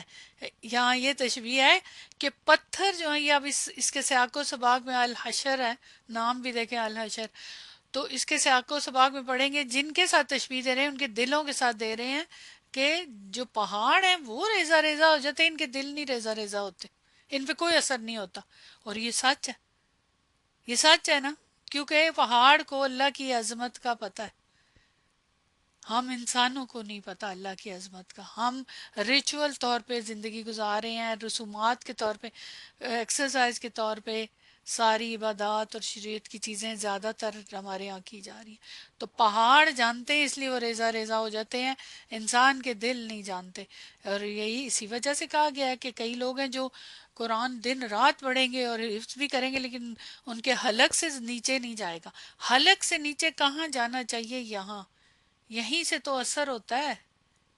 یہ جگہ مین یہاں ہوتی ہے، یہ خشیت یہاں ہوتی ہے. یہ خشیت جو ہے یہ دل کا عمل ہے. ٹھیک ہے، سبحان اللہ. اب یہ ولیمی آیت کا میرا بالکل ارادہ نہیں تھا کہ آپ کو یہ اس طرح سے اس کو ایکسپلین کروں، لیکن وہ میں نے کہا نا میں فلو کے ساتھ چلتی ہوں. اپنا جو نوٹس بنائے ہوتے ہیں اس کو پھر کئی دفعہ وہ سائٹ پہ رہ جاتے ہیں. تو یاد رکھیں کہ یہ انداز یہ سیکھنے کا یہ ہوتا ہے. یہ نہیں ہوتا کہ بس کوئی فکس کی ہوئی چیزیں سکھائیں اور بس چلے گئے اپنا فرض پورا کیا. اصل چیز ہوتی ہے کہ کہاں سے، اور یہ اللہ تعالیٰ ڈالتا ہے دل میں. یہ اللہ تعالیٰ چاہتا ہے کہ آپ یہ غور و فکر ہے. یہ ہے اصل انداز قرآن کو پڑھنے کا. یہ ہے اصل انداز کہ آپ جہاں بھی آپ کو جو چیز نظر آئے اس کو آپ نے غور کرنا ہے، اس کے اوپر فہم، آپ کو تفکر کرنا ہے کہ وہ اچھا یہاں پہ یہ پوائنٹ میں نے مس کر دیا، یہ سمجھنا ہے. اور آپ ساتھ ساتھ اس میں پارٹیسپیٹ کیا کریں. کئی چیزیں ہو سکتا ہے میری نظر سے نہ گزریں، خاص طور پہ جب میں نے پریپیئر بھی نہ کیے ہوں تو. ٹھیک ہے. تو اس آیت میں یہ تمثیل ایک نہایت اعلیٰ اور بلیغ تمثیل ہے. اچھا اب اگر آپ نوٹ کریں کہ عام میننگ ہے ویسے تو، لیکن یہ جو گہرائی کے میننگ ہے عام بندہ تھوڑی سمجھتا ہے. بلیغ کا مطلب گہری یہ مثال ہے کہ یہ کیوں پہاڑ کا کہا گیا ہے، پہاڑ کیوں ریزہ ریزہ ہو جائے گا، دل کے ساتھ پہاڑ کا کیا تعلق، پتھروں کے ساتھ تشبیہ دی گئی، یہ ساری چیزیں. اور پھر یہی ابھی تو بہت کم چیزیں ہیں جس کو میں نے ڈسکس کیا، اور اللہ تعالیٰ خود ہی کہہ رہے ہیں. یہ دیکھیں ہم لوگوں کو یہ مثالیں ہم لوگوں کو اس لیے سناتے ہیں کہ غور کریں. اور یہ تو بے تحاشا جگہ اللہ تعالیٰ نے فرمایا ہے نا. تو یہ جناب ہو گئی بات. تو یہ خاص قسم کا انداز ہے اس کے اندر. اچھا اب اسٹوڈنٹس جو ہیں، جو پڑھنے والے ہوتے ہیں قرآن، اب سورہ ملک آپ پڑھنے والے ہیں فی الحال تو آپ ہیں، تو آپ لوگوں سے کیا تقاضا ہے؟ آپ لوگوں سے کیا تقاضا ہے؟ مطلب کہ آپ کو کیا کرنا ہے، آپ سے کیا ڈیمانڈ ہے؟ پس منظر، کہ آپ نے جب پڑھنا ہے تو صرف یہ نہیں کہ بس سورہ آیت پڑھ لی، اس کا ترجمہ پڑھ لیا، اس کی گرامر پڑھ لی، سب نہیں. یہ جو میں نے آپ کو جو بک کے شروع میں سارا ایکسپلین کیا تھا نا کہ اس کے اندر کیا کیا ٹاپک ہیں، وہ میں آپ کے سامنے رکھتی ہوں. اوہو وہ نہیں شاید کھلے ہوئے. اچھا چلیں، وہ آپ کو یاد ہی ہے، اس میں میں نے ذکر کیا تھا سبب نزول کا. تو پس منظر سے مراد کہ جو بھی صورت پڑھیں آپ، ابھی تو ہم سورہ ملک پڑھے، ہم نے کافی حد تک اس کو جان لیا ہے، اس کے بارے میں، پس منظر کے بارے میں. لیکن صورت کو سمجھنے کے لیے اس کے ماحول کو سمجھنے کی کوشش کی جائے، یہ اسٹوڈنٹس کو کے لیے لازمی ہے، تب آپ صورت کو سمجھ سکتے ہیں. اور ضروری نہیں ہے کہ ہر چیز میں بتاؤں، آپ خود بھی انٹرسٹ لیں، خود بھی ایکسٹرا کریں. ویسے تو میں کافی کچھ دے دیتی ہوں کہ آپ کے پاس ٹائم نہیں ہوگا نا. یعنی وہ پس منظر، وہ تقاضے اور وہ صورتحال معین کی جائے، اسپیسیفائی کی جائے، جس کو پیش نظر رکھ کے قرآن کی کوئی صورت نازل ہوئی ہے. اس لیے قرآن سے باہر کی کسی چیز کی ضرورت نہیں ہوتی. اس کے لیے آپ کو قرآن سے باہر سے کی کچھ چاہیے نہیں کہ آپ لوگوں سے پوچھیں یا اور جگہوں سے پتہ کریں، نہیں. سارا کچھ یہ سب چیز خود قرآن ہی کی روشنی میں بالکل واضح ہو جاتی ہے. ٹھیک ہے. اچھا اب یہاں ذرا نوٹ کیجئے گا، یہاں انہوں نے کہا ہے کہ صورت کو سمجھنے کے لیے. تو پس منظر کا مطلب کہ یہ صورت کب نازل ہوئی، کن حالات میں ہوئی، کس پہ نازل ہوئی، کون سا واقعہ ہوا جس کی وجہ سے ہوئی، پوری صورت کی بات کر رہی ہوں. ٹھیک ہے، پہلی بات. پھر اس کے بعد اس کی سب کیٹیگری میں آتا ہے کہ آیات. ایک بڑی صورت تو پوری ہوتی ہے، اس کے اندر مختلف ٹاپکس بھی ہوتے ہیں. پوری ایک ٹاپک پہ تو صورت کبھی بھی نہیں ہوتی سوائے ایک کے. ایک صورت قرآن میں ایسی ہے جو ٹوٹل ایک ٹاپک پہ ہے. بتائیں کون سی ہے؟ کون سی صورت ہے جو ماشاءاللہ آپ لوگ کر بھی چکے ہیں اور بہت گہرائی سے؟ سورہ یوسف. پوری کتاب پڑھی آپ نے. سورہ یوسف ایک واحد صورت ہے جو ٹوٹل ایک ٹاپک کے اوپر ہے. پورا حضرت یوسف علیہ السلام کا قصہ ہے. ہاں اس کے اندر پھر مختلف لیسنز ہیں جو بے تحاشا لیسن ہیں. سبحان اللہ، آپ میں سے جنہوں نے پوری بک پڑھی، ہم نے بہت محنت سے وہ پڑھا تھا، اور میرا خواہش ہے کہ اب میں اس کو دوبارہ پڑھاؤں گی تاکہ مزید تدبر اور بلاغت اس وقت اتنی نہیں تھی، اس وقت ہم نے ڈالی اس میں، تو انشاءاللہ اس کو پھر ہم پڑھیں گے. لیکن یہ ہے کہ یہ ایک صورت ہے. باقی تمام صورتوں کے اندر مختلف ٹاپکس آتے ہیں. مین ہوتا ہے ایک اس کا، اور پیچھے بیک گراؤنڈ بھی مین ہوتا ہے، لیکن جو مختلف آتے ہیں پھر ان کا بھی مختلف سبب نزول ہوتا ہے. اب سورہ بقرہ آپ دیکھیں کتنی بڑی صورت ہے. نام اس کا تو ایک ان کے بنی اسرائیل کے واقعے پہ ہے، اور بیسیکلی بنی اسرائیلی کا زیادہ ذکر بھی ہے اس میں. آپ پڑھ بھی رہے ہیں ماشاءاللہ اور پڑھ بھی چکے ہیں، لیکن اس میں اور بھی تو ٹاپکس ہیں نا. تو اب جو باقی ٹاپکس ہیں، لین دین کا، طلاق کا، سو مینی، تو اس سینیریو میں جو بھی کوئی واقعہ ہوا ہوگا یا کوئی ایسا حکم آیا تو وہ اس کا سبب نزول، اس کا پس منظر ہوتا ہے، تو وہ بھی دیکھنا ہوتا ہے. ایک صورت کا ہوتا ہے اور ایک پھر آیات کے اعتبار سے بھی ہوتا ہے. تو اس سے پھر آپ کو اس کی انڈرسٹینڈنگ زیادہ ہوتی ہے. اب وہ کہاں سے دیکھنا ہے؟ قرآن کے اندر ہی. پہلے نمبر پہ ہمیشہ قرآن کی تفسیر کہاں سے کرنی ہوتی ہے؟ قرآن سے. ٹھیک، قرآن ہی قرآن کی تفسیر کرتا ہے. یعنی ایک آیت ہے، اس کے ریفرنس میں پیچھے یا آگے کہیں پہ بھی اس کو مزید کلیئر کرنے کے لیے آیت ہوتی ہے، یا ایک سے زیادہ ہوتی ہے. پھر کہاں کس سے کرنی ہوتی ہے؟ نمبر 2 پہ. نمبر 1 تو قرآن ہی سے کرنی ہوتی ہے، نمبر 2 پہ کس سے کرنی ہوتی ہے؟ حدیث، صحیح حدیث. ٹھیک ہے، آپ صلی اللہ علیہ وسلم کی حدیث ہے. وہ بھی اس طرح ہی ہوتا ہے، کسی آیت کے بارے میں اسپیسیفکلی حدیثیں ہوتی ہیں، جیسے اس سورت کی حدیث ہم نے پڑھی ہیں، ابھی آج بھی کریں گے تھوڑا سا اس کو. پھر آگے، یا بس ادھر تک ہی ہے؟ آگے بھی ہے جی. صحابہ کے اقوال، یا اس کے لیے ایک خاص ٹرم استعمال ہوتی ہے، اثر. صحابہ کے جو اقوال ہیں، کیونکہ بہت ساری آیات کے لیے صحابہ نے بھی تفسیر کی ہوئی ہے. آپ صلی اللہ علیہ وسلم کی تو کوئی تفسیر ہمارے پاس نہیں ہے، اس پہ بھی ہم بعد میں بات کریں گے کہ کیوں نہیں ہے. لیکن صحابہ نے کئی ایسی وہ ہیں آیات یا صورتیں جن کے بارے میں انہوں نے ایکسپلینیشن دی ہوئی ہے مختلف طرح سے، تو وہ دیکھنے ہوتے ہیں. ٹھیک ہے نا، اس طرح سٹیپ بائی سٹیپ. پھر مزید بھی تابعین بھی آتے ہیں اس میں نا. صرف صحابہ نہیں، تابعین. تابعین کس کو کہتے ہیں؟ جو صحابہ کے بعد آئے تھے، جو آپ صلی اللہ علیہ وسلم سے نہیں ملے لیکن صحابہ سے ان کی ملاقات ہوئی. صحابہ تو صحابی اسی لیے کہتے ہیں کہ جو آپ صلی اللہ علیہ وسلم سے جن کا ملاقات ہوئی ہو اور ایمان کی حالت میں. اور تابعین کون ہے؟ جن کی صحابہ سے ملاقات ہوئی ہو، ان سے انہوں نے علم لیا ہو. ٹھیک ہے، تو یہ ترتیب ہے. ٹھیک ہے، ترتیب کا مطلب یہ نہیں ہے کہ یہ اس میں سے یہ بھی ہو سکتا ہے قرآن میں نہ ہو اس کی کوئی ریفرنس، لیکن حدیث میں آپ کو مل جائے گا. ہاں پھر تبا تابعین بھی آتے ہیں، وہ پھر اگلی لسٹ ہوتی ہے نا. تو پوائنٹ یہ ہے کہ جہاں تک ہو سکے اس زمانے کے جو سارے وہ خاص لوگ تھے جو نمونہ تھے ہمارے لیے، انہی کو پلٹ کے دیکھنا ہوتا ہے، لیکن قرآن ہی کی روشنی میں قرآن سمجھ آ جاتا ہے. اچھا جی، آگے آ جائے مخاطبین. اب آپ لوگوں کے لیے کہ آپ کو یہ چیزیں غور کرنی ہوں گی. میں آپ کو سیاست کرواؤں گی، لیکن آپ پھر بھی یہ پوائنٹس نوٹ کریں کیونکہ آپ لوگوں کو سکھا رہی ہوں نا تاکہ آئندہ بھی سیکھیں. مخاطبین، قرآن ایک خطاب ہے نا، مطلب ایک مکالمے کے طور پہ ایک اس طرح ہوا ہے، ڈائلاگ ہے.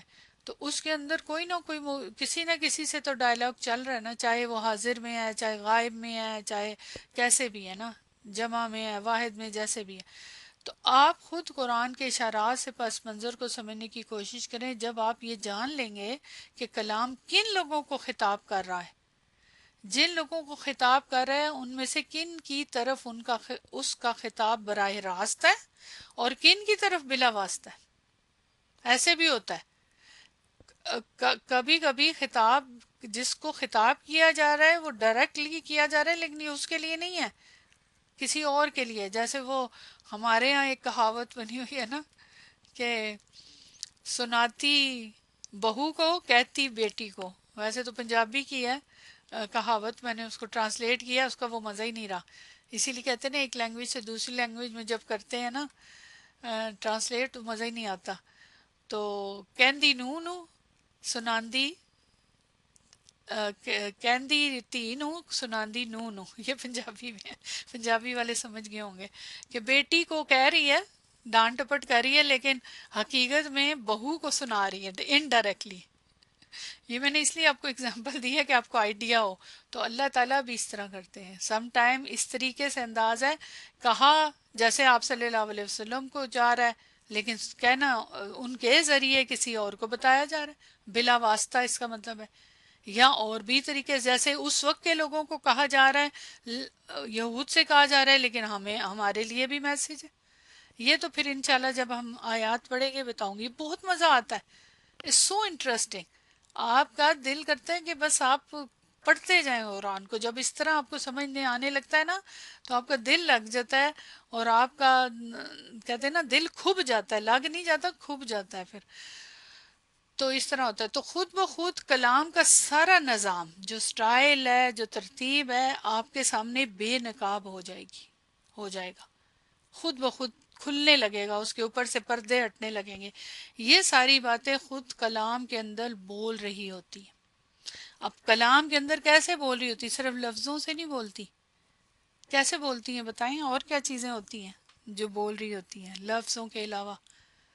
کلام جو ہے ایک جملہ ہے، اس کا انداز، اس کی حرکات، زبر زیر پیش، اس کا اعراب، بہت ساری چیزیں، اس کی ترتیب، سو مینی تھنگس، اس کے پیٹرنز بول رہے ہوتے ہیں. اس لیے اگر محنت کر کے ان کو معین کر لیا جائے، اسپیسیفائی کر لیا جائے، تو نظم کلام آپ سے آپ کھلتا چلا جاتا ہے. قرآن کی ایک سورہ پڑھ کر دل پہ وہی اثر طاری ہوتا ہے جو اثر ایک بہترین خطیب کے ایک بہترین مناسب حال خطبے کو سن کر دل پر طاری ہوتا ہے. تو اب ایک عام انسان کے کئی لوگ ایسے بولتے ہیں، بہت اچھا لیکچرز ہوتے ہیں، آپ کے دل پہ اثر ہوتا ہے. کئی لوگ بہت اچھی بات کر رہے ہوتے ہیں لیکن وہ اتنا انداز نہیں ایسا ہوتا، یا ان کا وہ چیخ رہے ہوتے ہیں یا وہ دھیما بول رہے ہوتے ہیں، تو وہ مزہ نہیں آتا، وہ اثر نہیں کرتا. تو اس لیے کلام کا انداز، بولنے کا، ہر چیز کا اس کے اندر شامل. یہ کون سا علم ہے یہ ابھی میں آپ کو بتاؤں گی انشاءاللہ. تو پوائنٹ یہ ہے کہ یہ چیزیں کرنے سے خود بخود سمجھ آنے لگتی ہے، لیکن یہ ساتھ ساتھ یہ چیزوں پہ غور کرنا ضروری ہوتا ہے. سب مل کے ہو رہا ہوتا ہے، کوئی ایک چیز نہیں، ٹھیک ہے. بعض اوقات ایک ہی آیت میں خطاب کا رخ کئی بار بدل جاتا ہے. یہ تو بہت ہی خوب. اس کو کیا بولتے ہیں بتائیں؟ اس کے لیے کون سی ٹرم ہے بلاغہ کی؟ آپ لوگ ماشاءاللہ جو پڑھ چکے ہیں، تاکہ نئے لوگوں کو پتہ چلے کہ آخر کار آپ نے سیکھا ہے وہ بھی سیکھ جائیں گے ماشاءاللہ. التفات، التفات اس کو بولتے ہیں، لافتہ سے ہے. ٹھیک ہے. اب یہ انشاءاللہ یہ ساری ٹرمز بتاؤں گی، یہ بہت آسان ہے، کوئی مشکل نہیں ہے یہ ساری ٹرمز، مگر وہ یہ ہے کہ ابھی چونکہ آپ کو پتہ نہیں ہے. تو مثلا یہ کہ کسی حاضر سے بات کی جا رہی ہے جو سامنے ہے، تو ایک دم سے غائب پہ چلی گئی بات. کسی غائب سے بات کی جا رہی ہے تو پھر تم پہ آ گئی بات. یا کسی واحد سے بات ہو رہی ہے تو جمع کی طرف چلے گی. آپ کو پتہ ہے، آپ بہت ساری علوم القرآن کی کتابیں ہیں، ان میں سے آپ کو پتہ ہے کتاب جو میں آپ کو پڑھاتی بھی رہی ہوں، الاتقان کے نام سے بک ہے، جو آپ لوگوں نے مغنی اللبیب میں پڑھی تھی، اور یہ ہے علامہ جلال الدین سیوطی کی بک ہے. یہ اردو میں ٹرانسلیشن بھی ہے اس کا، تو اس میں آپ دیکھ سکتے ہیں. اچھا، کیا آپ مجھے بتا سکتے ہیں اندازاً کہ قرآن میں جو خطاب ہے وہ کتنے طریقوں سے ہوا ہے؟ ایسے ہی اندازے سے بتائیں، گیس کر کے نمبر بتائیں کتنے طریقے سے خطاب. جیسے میں نے کہا نا کہ ابھی کسی واحد سے بات ہو رہی ہے تو ایک دم جمع کی طرف چلی گئی بات. کسی حاضر سے بات ہو رہی ہے تو غائب کی طرف چلی گئی. کسی دو سے بات ہو رہی ہے تو جمع کی طرف چلی گئی. یا اس کا معنی جو ہے اگر واحد سے بات ہو رہی ہے تو جمع کے لیے بھی ہے. تو اندازاً یہ کتنے انداز ہیں اس کے؟ کافی سے کیا مراد؟ مطلب تھوڑا سا آئیڈیا دیں، جنہوں نے خاص طور پہ پڑھا ہے وہ بتائیں. آپ لوگ حیران پریشان ہو جائیں گے جب میں بتاؤں گی. آپ کا گیس کے بعد بتائیں. میکسیمم آپ نے کہا ہے 10، منیمم 5 شاید کہا ہے آپ نے نا، کہ 10. ٹوٹل قرآن میں خطاب کے 34 طریقے ہیں. یہ جو التفات ہے نا، اس کے 34 طریقے ہیں. سبحان اللہ، مجھے بھی نہیں معلوم تھا یہ. ابھی جب میں اس کے اوپر کام کر رہی تھی نا، یہ اسی چیز کے اوپر، تو مجھے پتا چلا ہے. تو 34. اب وہ لسٹ اب میں بتانے لگی تو لمبا ٹائم چلا جائے گا، لیکن میں کسی وقت آپ کو ضرور بتاؤں گی. اس کو میں ٹائپ کر لوں گی تو پھر میں بتاؤں گی. 34 ٹائم خطاب ہے. وہ تو آپ کو پتہ ہی ہے کہ جو ابھی میں نے ذکر کیا، لیکن اور بھی بہت ہے. یعنی عام سے خطاب ہے، لیکن مخاطب جو ہے خاص مقصود ہے. پھر اسی طرح جمادات سے خطاب ہے. انسانوں سے تو نہیں نا صرف خطاب، جمادات سے بھی تو خطاب ہے نا. وہ تو اب ہم نے کبھی کیا ہی نہیں اس کے اوپر بات چیت نا. پھر اسی طرح خطاب تشریف بھی ایک ہوتا ہے. وہ کیا ہے؟ آپ نے سنا ہوگا یہ نام، خطاب تشریف. آپ صلی اللہ علیہ وسلم، یہ جو کل آتا ہے نا جہاں بھی آپ کہہ دیجئے، تو یہ کل جو ہے نا خطاب تشریف ہے. بہت اور بھی ہیں، بہت سارے ہیں، 34 ہیں ٹوٹل. میں نے کہا آپ کو بتا دوں کنفرم کر کے. سبحان اللہ، اٹس سو انٹرسٹنگ.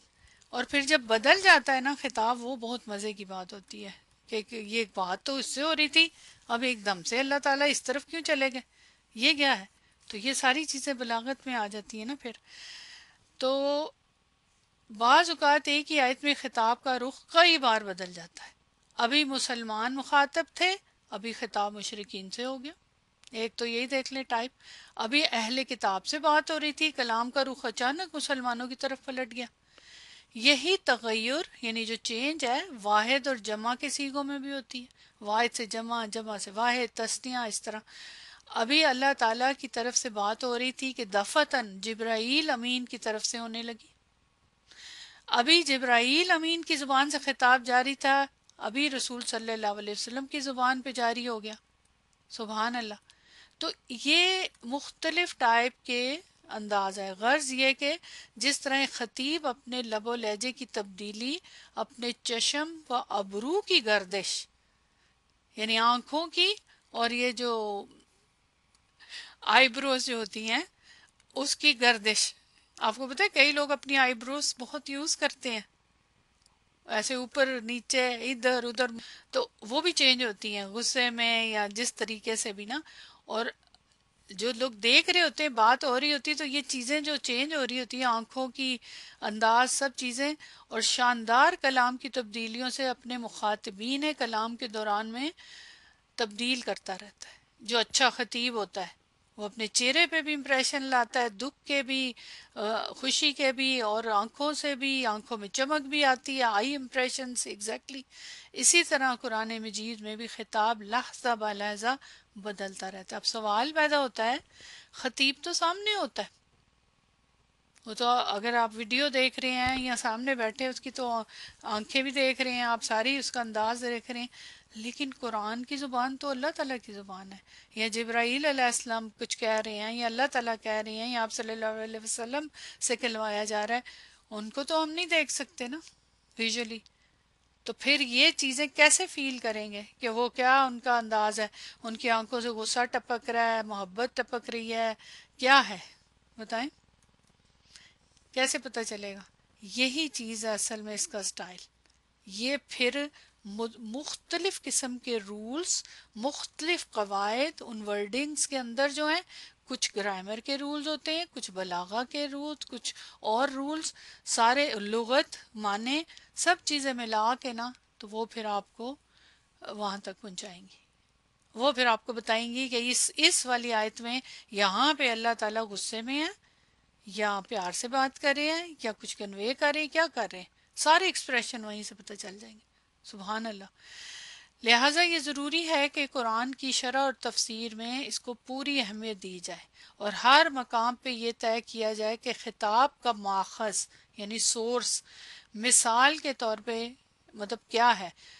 مثال کے طور پہ اللہ تعالیٰ ہیں، یا جبرائیل ہیں، یا پیغمبر ہیں، یا لوگ ہیں، کس کی طرف سے یہ خطاب آ رہا ہے اور کس کو جا رہا ہے۔ پھر لوگوں میں بھی واضح کیا جائے کہ وہ مسلمان ہیں یا منافقین ہیں جن سے خطاب کیا جا رہا ہے، یا یہود ہیں، یا نصارہ ہیں، یا مشرکین ہیں، بنی اسماعیل ہیں، یا ان میں سے دو یا تین یا سب ہے۔ ایسے بھی ہوتا ہے۔ ابھی آپ نے آیت پڑھی ہے نا سورہ آل عمران میں، جس میں سب کو خطاب تھا، آیا نمبر 31 میں، بہت اہم آیت ہے، سب کو پتہ ہونی چاہیے، اور بہت خطبوں میں ہر جگہ کوٹ کی جاتی ہے نا۔ کیا؟ اگر تم چاہتے ہو کہ اللہ تعالیٰ تم سے محبت کرے تو کیا کرو؟ فَاتَّبِعُونِی، آپ صلی اللہ علیہ وسلم کہتے ہیں کہ میری اطاعت کرو، پھر اللہ تعالیٰ تم سے محبت کرے گا اور تمہارے گناہوں کو معاف کر دے گا۔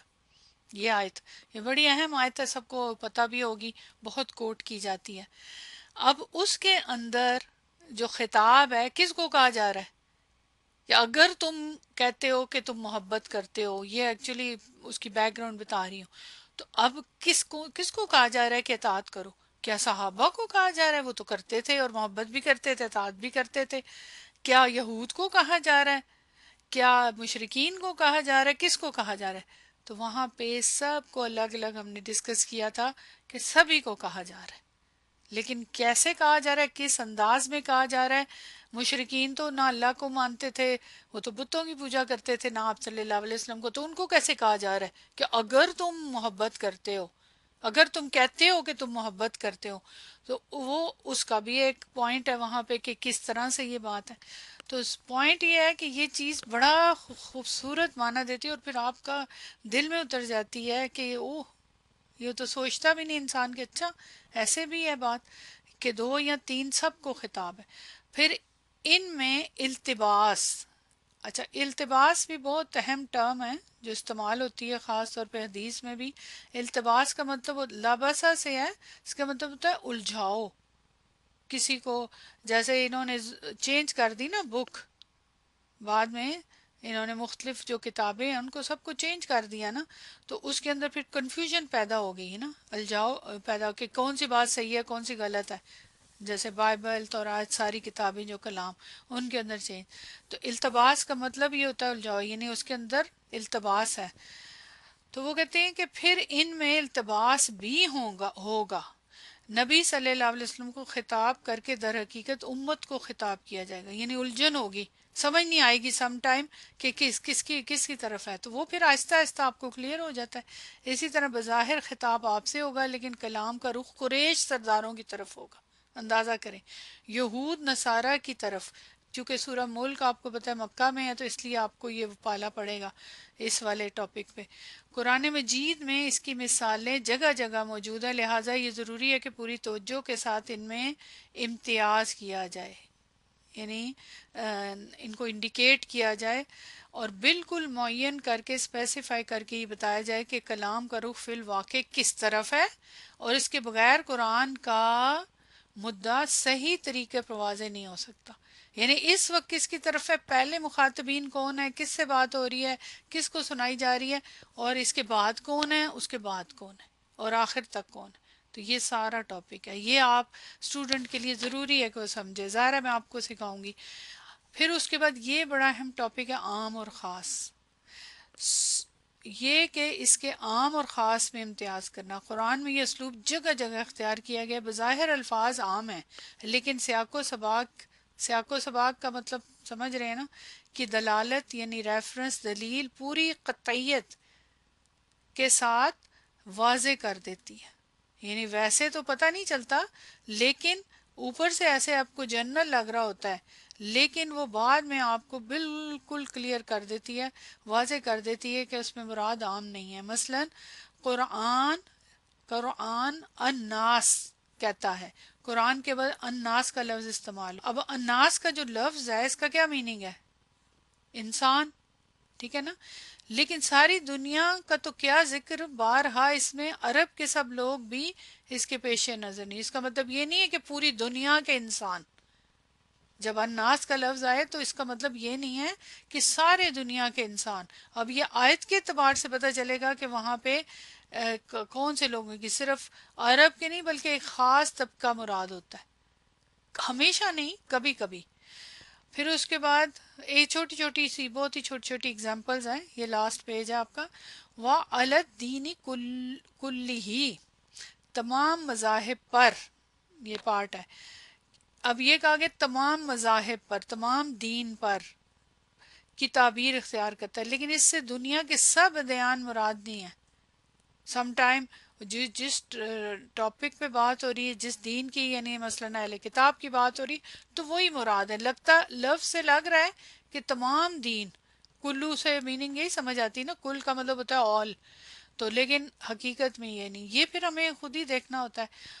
المشرکون کا لفظ استعمال ہوتا ہے لیکن اسے سب شرک کرنے والوں کے معنی میں استعمال نہیں ہوتا۔ شرک آپ کو پتہ ہے مسلمان بھی مشرک ہو سکتا ہے نا، اور جو اوریجنل مشرک ہے جو بتوں کو پوجتے ہیں تو مسلمان بھی شرک کرتے ہیں۔ ان من اہل الکتاب، بے شک وہ اہل کتاب میں سے ہیں۔ یہ الفاظ بھی استعمال ہوتے ہیں لیکن اس سے پورے عالم کے اہل کتاب مراد نہیں ہے، ضروری نہیں کہ وہ ہوں۔ اسی طرح الانسان، الناس کی طرح کا لفظ وہ بھی، لیکن اس سے ساری اولاد آدم کا ذکر مقصود نہیں ہے۔ انسان جب بات ہوگی تو آدم کی ساری اولاد آ گی نا، لیکن یہاں اس میں آیت میں مقصود نہیں ہوتا۔ یہ قرآن کا عام اسلوب ہے جس کی رعایت اگر ملحوظ رہے تو بات کہیں سے کہیں پہنچ جاتی ہے۔ سبحان اللہ۔ سمجھ آ رہی ہے کچھ تھوڑی سی جو میں باتیں کہہ رہی ہوں؟ یہ آپ نے ہو سکتا ہے پہلے کبھی نہ سنی ہو تو آپ کو مشکل لگی ہو، لیکن حقیقت میں یہ عام باتیں ہیں۔ یہ آپ کی پریپریشن، اور یہ والا پارٹ تو خاص طور پہ اسٹوڈنٹس سے جو مطلوب تھا کہ وہ کس طریقے سے کریں، آپ سے یہ تقاضا ہے، یہ آپ سے ڈیمانڈ ہے، ریکوائرمنٹ ہے، اس طرح سوچنا ہے۔ چونکہ اگر آپ نے پہلے اس طریقے سے نہیں پڑھا تھا قرآن، اسی لیے میں نے شروع میں کہا تھا کہ اس صورت کو میں نے آپ کو بالکل ڈیفرنٹ طریقے سے پڑھانے جا رہی ہوں۔ ہو سکتا ہے کہ ابھی آپ کہیں گے یہ وہ 5 کلاسیں ہو گئی ہم نے صورت نہیں شروع کی، تو یہ صورت شروع ہی ہے، یہ اسی کا پارٹ ہے، اسی سے تو سمجھ آنی ہے آپ کو کہ ہو کیا رہا ہے، آگے ہونا کیا ہے نا انشاءاللہ۔ چلیں الحمدللہ، کوئی کوشچن ہے یہاں پہ تو پوچھ لیں۔ آخری جو ٹاپک ہے وہ ہم کرتے ہیں۔ مجھے یہ بتائیں کہ اس سورت کے کتنے نام ہیں، جو آپ کو پتہ ہے سب بتائیں مجھے، ٹوٹل کتنے نام ہیں اس سورت کے؟ کتنے نام ہیں؟ 4 ملک۔ پہلا نام تو یہی ہے جس سے نون ہے، جو اوپر مصحف میں بھی لکھی ہوتی ہے، رائٹ۔ اس کے بعد دوسرا تبارکہ، 2 ہو گئے۔ تیسرا بتائیں؟ منجی، ٹھیک ہے، المنجی، اور ایک المعنے، یہ 4 ہو گئے نا، ٹھیک ہے، 4 نام پتہ ہے آپ کو۔ چلیں دیکھتے ہیں کیا اس کے علاوہ بھی ہیں۔ سورہ کے نام: الملک، یہ سب کو پتہ ہے، دا کنگڈم، اور اس بادشاہی، خود مختاری. پھر یہ تو اب انشاءاللہ جب اس کی لغت کریں گے تو ہمیں پتہ چلے گا. میں خالی فی الحال نام بتا رہی ہوں، پھر اس کے بعد ہم ان کی ڈیٹیل میں جائیں گے. پھر تبارکا، بلیسڈ، جو صرف اللہ سبحانہ و تعالیٰ کے لیے استعمال ہوتا ہے. ٹھیک ہے، مبارک تو عام بندوں کے لیے بھی استعمال ہوتا ہے بارکا، لیکن تبارکا جو خاص طور پہ یہ والا کلمہ ہے، تا کے ساتھ تا ہٹا دیں تو بارکا ایک ڈفرنٹ ہو جائے گا. تبارکا صرف اللہ تعالیٰ کے ساتھ استعمال ہوتا ہے، اللہ تعالیٰ کے لیے، برکت کے لیے، یعنی بلیسنگ آف اللہ. ٹھیک، تو یہ ہوگی بات. الملک، بادشاہی اللہ تعالیٰ کی، خود مختاری، اور بلیسنگز آف اللہ، یہ دو نام. یہ کہاں سے آپ نے ریفرنس دیا ہے، کہاں آئے ہیں؟ یہ سورت کے اندر آیا نمبر 1 میں ہی ہے. سب سے پہلے تو ان کا ریفرنس یہ ہے کہ یہ نام آپ کو کیسے پتا ہے کہ یہ سورت ہی کے اندر، اور اس کے بعد پھر حدیث کے اندر بھی. یہ حدیثیں میں آپ کو کرا چکی ہوں، لیکن ریفرنس کے لیے میں نے یہاں پہ بیان کی ہے نا، کہ یہاں دیکھ لیں تبارکا حدیث کے اندر اور الملک. تو یعنی اس کا پہلا ریفرنس کیا ہے کہ اس آیا نمبر 1 میں استعمال ہوئے یہ دونوں نام، اور اس کے بعد حدیث میں. جو حدیث ہم پڑھ چکے میں دوبارہ نہیں پڑھوں گی اب. اس کے بعد ایک نام اس کا ہے نمبر 3 جو آپ نے بتایا، المانع. معنی کا مطلب منع سے ہے. منع کا مطلب سب کو پتہ ہے، روکنا، پریونٹیو، روکنے والی. تو یہ صورت المانع، روکنے والی ہے. کس چیز سے روکتی ہے، کس کو روکتی ہے بتائیں؟ مختلف حدیثوں میں استعمال ہوئے. ٹھیک ہے، تو اس کا ریفرنس یہاں پہ، یہ نجات دینے والی، بچاؤ کرنے والی ہے. اس کے دو نام اور ہیں: الواقیہ، حفاظت کرنے والی، وقع سے جس سے تقوی بھی ہے، المجادلہ، جھگڑا یا بحث کرنے والی. یہ بھی دو نام رکھے گئے ہیں. لیکن ان کا ریفرنس کیا ہے، یہ کہاں سے آتے ہیں؟ یہ بھی ایک تو حدیث سے، معنی سے نکالا گیا، اس کے اندر موجود نہیں ہے، لیکن اس کا عمل اس کے اندر موجود ہے. لفظ نہیں موجود. مجادلہ، مجادلہ کا مطلب ہوتا ہے ڈبیٹ کرنا، بحث مباحثہ، جدال کرنا. تو یہ حدیث ہم نے پڑھی تھی نا، خاصمت، کہ یہ جھگڑا کرے گی کس سے؟ اللہ تعالیٰ سے. کین یو امیجن کہ کب تک جھگڑا کرے گی؟ جب تک جنت میں نہ داخل کروا دے. سبحان اللہ. تو یہ جھگڑا کرنے والی، اس لیے اس کے لیے بحث کرنے والی، آرگیو کرنے والی، تو مجادلہ بھی رکھا گیا ہے. اور دوسرا بچانے والی. بچانے والی جو ہے نا، واقعہ جو ہے، یہ حضرت عباس رضی اللہ تعالیٰ عنہ نے ایک شخص سے کہا تھا کہ کیا میں تمہیں ایک ایسا تحفہ نہ دوں، یہ ان کا قول ہے، جس سے تم خوش ہو جاؤ. اس نے عرض کی بڑی مہربانی. آپ نے فرمایا سورہ ملک پڑھا کرو، اپنی بیوی کو بھی سکھاؤ، اور اپنی ساری اولاد اور اپنے گھر کے بچوں اور پڑوسیوں کو بھی سکھاؤ، کیونکہ یہ نجات دینے والی ہے. یہ قیامت کے دن اپنے رب سے، آپ حضور میں، اپنے رب کے حضور میں، اپنے قاری کے لیے، پڑھنے والے کے لیے، پڑھنے والے کی جگہ لکھیں سمجھنے والے کے لیے، فہم کرنے والے کے لیے جھگڑا کرے گی اور اسے عذاب سے بچا لے گی قیامت کے دن. ٹھیک ہے. حضرت ابن عباس اس سورت کا نام المجادلہ رکھتے تھے، کیونکہ یہ سورت قبر میں میت کی طرف سے بحث اور جدال کرتی ہے، اور آخرت میں بھی. ایک اور نام شافع، شفیع، یہ کہاں سے نام آیا؟ شفاعت کرنے والی. یہ بھی حدیث میں موجود ہے کہ شفاعت کرے گی. یہ جو نام ہوتے ہیں نا، نام، یہ ایکچولی کیا ہوتی ہیں؟ ایٹریبیوٹس ہوتی ہیں نا، ان کے کام ہوتے ہیں نا، خصوصیت ہوتی ہے. تو یہ بھی یہاں پہ موجود ہے کہ یہ اس وقت سفارش کرے گی یہاں تک کہ اس کی مغفرت ہو جائے. یہ 30 آیات والی تو یہ صورت ہے. سبحان اللہ. تو اب آپ کو سمجھ آ گئی؟ 7 نام ہے. سبحان اللہ. اور وہ یہ اس کے کام ہیں جو اس نے کرنے ہیں مختلف انداز میں. اب ہر ایک کا اپنا اپنا ایک اثر ہے. بلکہ میں آپ کو ہوم ورک دیتی ہوں. ہوم ورک آپ کو جو میں دے رہی ہوں نا، یہ عملی ہوم ورک ہے سارا، اور اس کو تھوڑا سا نوٹ کر لیجئے گا کہ سورہ ملک تو اس کا نام بھی ہے. تو یہ جو جتنے بھی نام ہیں، خاص طور پہ ان دو کو تو ہم نے انشاءاللہ آیت میں پڑھنا ہے. ان کی تو بہت ڈیٹیل میں ہم نے جانا ہے. لیکن جو باقی کا کم از کم نام ہیں، جو اس کی ایٹریبیوٹس ہیں، المعنی، المنجیہ، اس کے بعد الواقعہ، پھر مجادلہ اور شافع، یہ جتنے نام ہیں جو اس کی خصوصیات ہیں، پڑھنے والا جو اس سورہ ملک کو پڑھے گا اس پہ اس کے لیے کیسے فائدہ مند ہوں گی، کیسے مفید ہوں گی، اس کے لیے پڑھنے والے کو کیا کیا کرنا چاہیے، کس طریقے سے اس تک پہنچنا ہے، ان خصوصیات کو حاصل کرنا ہے. یہ ہے، یہ آپ کا ہوم ورک ہے انشاءاللہ تعالی. انشاءاللہ اب ہم نیکسٹ کلاس میں انشاءاللہ تعالی آیا نمبر 1 سے شروع کریں گے. تو دعا کے ساتھ کلاس ختم کرتے ہیں. سبحانک اللہم و بحمدک اشہد ان لا الہ الا انت استغفرک و اتوب الیک. السلام علیکم و رحمۃ اللہ وبرکاتہ.